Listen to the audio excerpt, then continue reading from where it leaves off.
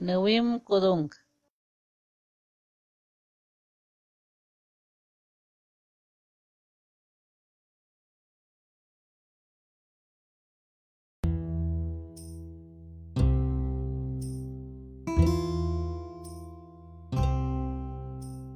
Nyutjan yukel hini mulawil. Kele ashuk, kunyetan abihlel, kele bakimi awok, metan apusikal, kuilen ti awotyot, ochentichan, titseñal, awikot, awalo bilok, apiul, atyat, anya, kuilen ti alumal, nyutjan ikay hini ha, shmatemut, ichuyo ik, kele iyashlelwitz, kuilen ti awotyot. Hinche tsaki ityahayet hini coronavirus, mach hatetach mikahel awilan wokol, mikahel awoken iwokolel api elo. Pijan tumi nyumel ili wokolel chaani alokel. Nyutjan, mi pehkanye chundikil mukbo ikunityan laktyan.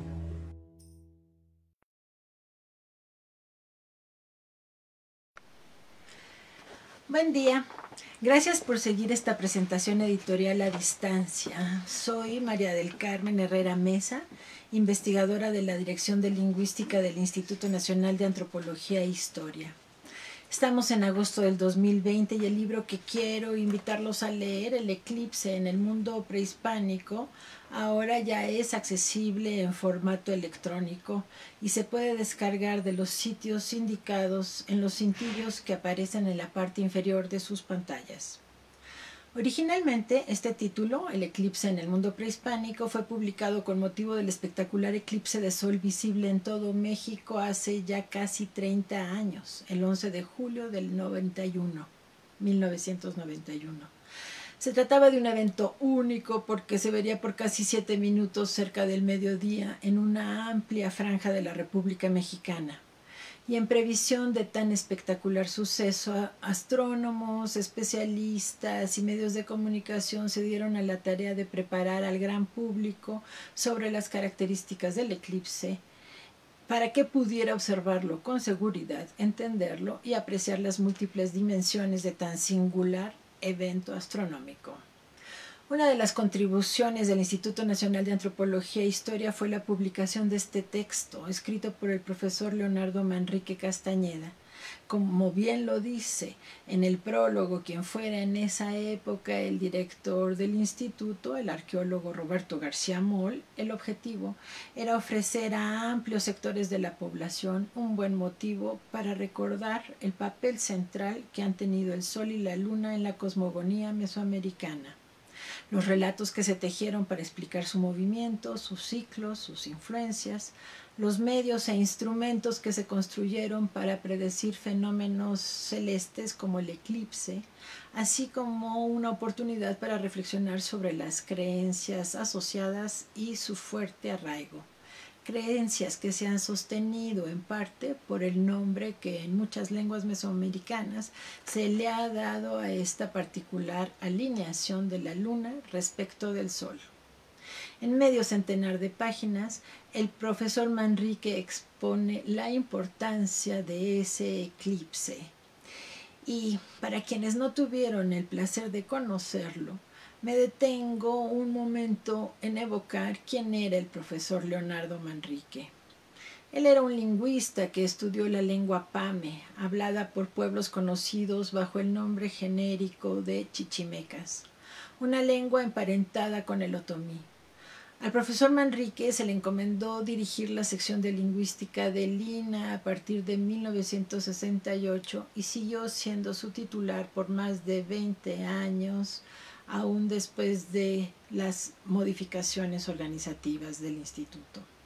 Pero sus estudios lingüísticos siempre estuvieron vinculados a su interés por conocer la historia de las familias de lenguas presentes en México, de sus cambios a lo largo de los siglos, así como de su dispersión en el extenso territorio mesoamericano. Por ello, fue uno de los últimos antropólogos de la segunda mitad del siglo XX cuyos estudios abarcan temas propios de arqueólogos, historiadores, etnólogos y de lingüistas. Esto explica que haya sido él quien elaborara este pequeño libro en el que se incluye información especializada de las diversas materias de investigación del INAH en forma amena y precisa a lo largo de 6 capítulos. A 30 años de distancia, este tipo de publicaciones parece un logro menor, pero recordemos que se hacía antes de tener Google o Wikipedia al alcance o de contar con revistas especializadas. Este libro abre con la descripción de las condiciones de visibilidad en el territorio nacional del eclipse del 91. Manrique se detiene en señalar los horarios y las proporciones de Mesoamérica que percibirían la franja de sombra del eclipse total y aquellas que solo presenciarían un eclipse parcial al oriente del país, como el Golfo y toda el área maya. Una de las razones por las que se trataba de un fenómeno del todo singular era que se daría la afortunada conjunción de que la Luna estaría a una mínima distancia respecto de la Tierra, lo que la haría ver más grande, y el Sol estaría ubicado casi en su distancia máxima, por lo que se percibiría más chico, circunstancia que explicaba la larga duración del eclipse. El punto en el que coincidirían sombra y duración correspondería con la costa de Nayarit al norte de Tepic. Desafortunadamente, el eclipse iba a ser en tiempo de lluvias, época de cielos nublados en la Ciudad de México y el centro del país, por lo que los interesados en apreciarlo en todo su esplendor tendrían que ir a lugares donde pudiera haber un cielo despejado. ¿Por qué el Sol, la Luna y algunas estrellas y ciertos planetas fueron concebidos como dioses? Es el tema del segundo capítulo. La observación de los ciclos de cada uno de ellos, expone Manrique, debió ser mucho antes que los primeros registros que se conservan en Mesoamérica y que datan de unos 4.000 años de antigüedad. La asociación de los movimientos astrales con la alternancia del día y la noche, las estaciones, las mareas, entre otras regularidades, han obligado a los pueblos a conocer sus ritmos, adaptarse a ellos y aprender a usarlos para su beneficio. Por ello, no sorprende que conjugaran sus conocimientos astronómicos y matemáticos para formular un calendario que usaron los pueblos de Mesoamérica y que los identifica. Personificar y convertir en dioses a estos cuerpos celestes se sustenta en su innegable influencia en la vida misma.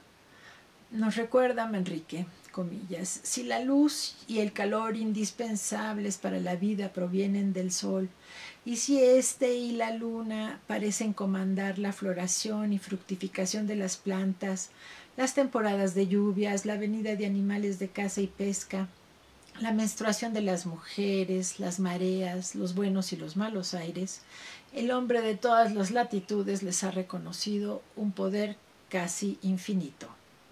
Acotamos nosotros, les ha atribuido, sigue Manrique, una férrea voluntad muy superiores a la de el común de los mortales. Los ha convertido en dioses. Por ser una obra de divulgación, el profesor no profundiza en los efectos de las variaciones míticas y las ideas contradictorias que, desde la perspectiva de los no creyentes, albergan los relatos construidos para explicar el origen o la acción de las deidades astrales. Menciona que para los antiguos mexicanos la supremacía del sol era incuestionable y la luna gozaba de una importancia equivalente. Mientras que en el mito de la creación del sol y la luna, Nanahuatzin, tras arrojarse a la hoguera, se transformó en un águila que se convertiría en sol, para los mexicas también podía estar representado por un colibrí, a través del cual su dios tutelar, Huitzilopochtli, se dirigía a ellos. Como protagonista de relatos míticos, el sol podía cumplir varios papeles y tener relaciones de diverso tipo con otros dioses, ser considerado uno de los 4 Tezcatlipocas y ser el sol de movimiento. Algo semejante ocurre con la luna. En algunos relatos es la hermana del sol, en otros su esposa y en otros más es un hombre que visita a las mujeres cada mes. Aunque se trata de una rápida revisión, el profesor Manrique reconoce la racionalidad implicada en esta mitología, pero subraya que al formar parte de un pensamiento religioso no está exenta de las inconsistencias características de cualquier sistema de creencias. No obstante, estas no obstaculizaron acumular un exacto conocimiento empírico de la regularidad de los movimientos, conocimiento que por lo demás es necesario para la acción práctica.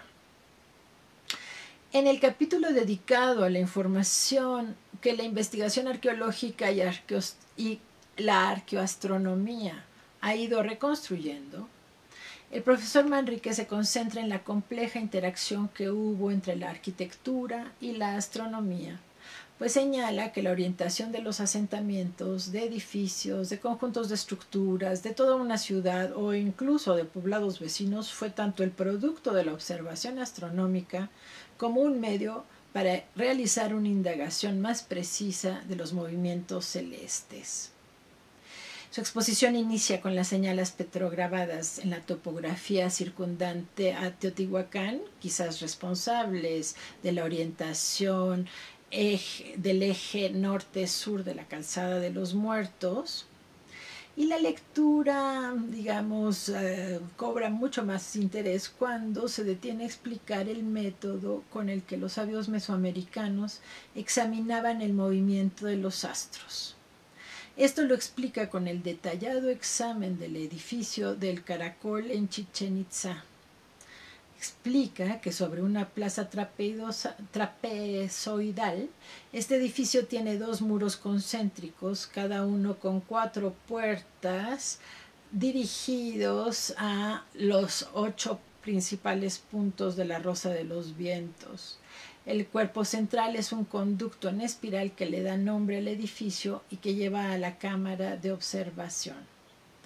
En las ventanas conservadas se vio hacia el año 1000 de nuestra era equinoccios y solsticios, el paso de la luna, Venus, Sirio y otros cuerpos celestes que hasta el momento no se han identificado.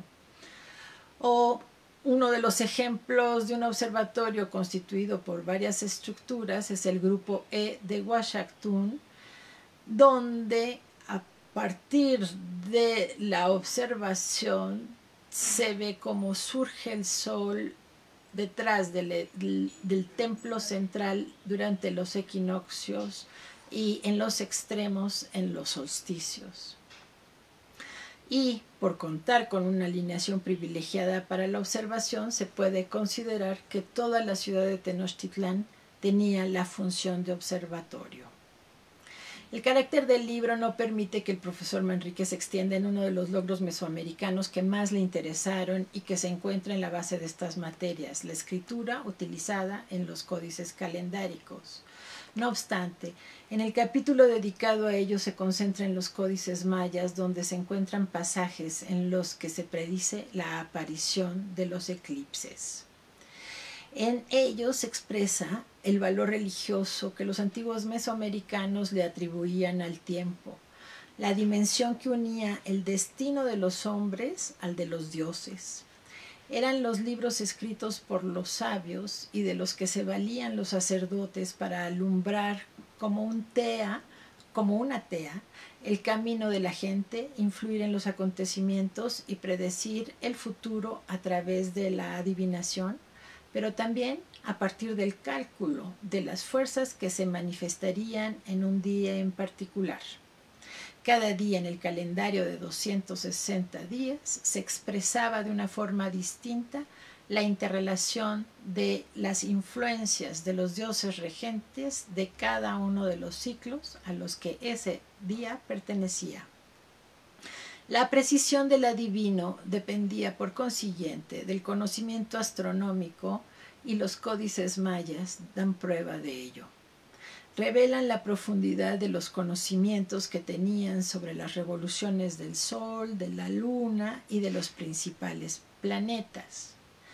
En 6 páginas del Códice Dresde se encuentran los cálculos para predecir eclipses solares a partir del registro de las lunaciones.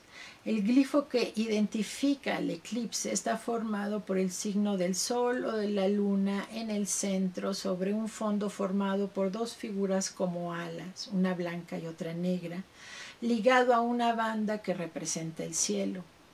En los otros códices mayas, una serpiente o algún otro ser sobrenatural está por morder o devorar la representación glífica del eclipse, figurando así la idea generalizada de que un eclipse es una mordedura infligida al astro. Con esta misma imagen se nombra el fenómeno en muchas lenguas habladas en México. En náhuatl se dice tonatiuhcualo, comedura de sol, o literalmente el sol es comido. Y en maya, uchivalquín, tragar al sol. De modo que si la luna o el sol era comido, eran muchos los temores que se despertaban.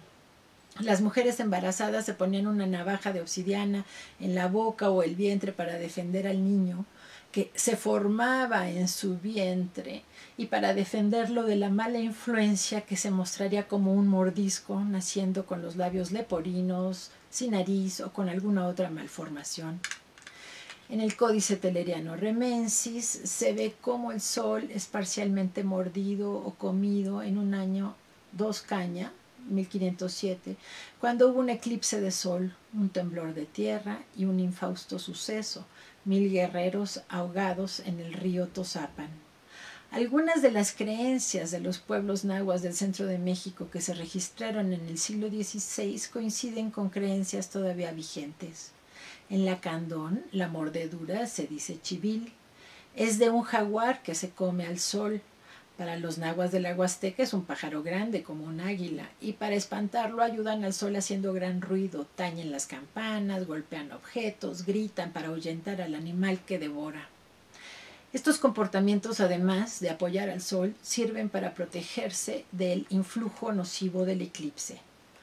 Para pueblos de la Huasteca puede ser así como acabe el sol que nos alumbra, creencia que recuerda algunas de las versiones del fin que tuvieron las eras o soles cosmogónicos anteriores. A las creencias mesoamericanas hay que añadir las traídas por los europeos. Para ellos, un eclipse era causante de enfermedades, muerte, cataclismos, hambrunas y otros acontecimientos nefastos. El profesor Manrique concluye que, al ser un fenómeno tan poco frecuente y espectacular, en el caso de ese famoso eclipse de sol, aunque se anticipen con bastante precisión, siempre será imprevisto. Siempre será algo inevitable a lo que se asocian grandes cambios. Al acabar de leer este libro, no deja de sorprender cómo una inesperada sombra pasajera ha estimulado la creatividad humana simplemente por el fuerte deseo que ha tenido de tratar de entenderla. Gracias. El Instituto Nacional de Antropología e Historia pone a tu alcance más de 150 títulos de libros en versiones electrónicas, fáciles de adquirir y leer en cualquier dispositivo. Desde tu tableta, celular o computadora, puedes adquirir, descargar y leer los libros electrónicos de Lina en versión EPUB, compatible con cualquier dispositivo Android o Mac OS. Solo entra a la plataforma de tu preferencia, Amazon, iBooks, Kobo o Playbooks, busca el libro de tu elección y sigue los procedimientos que te señala la página que elegiste para hacer la compra. Consulta en la página www.difusion.ina.gov.mx los títulos disponibles en EPUB y las diversas plataformas para adquirirlos. Instituto Nacional de Antropología e Historia. Secretaría de Cultura. Gobierno de México.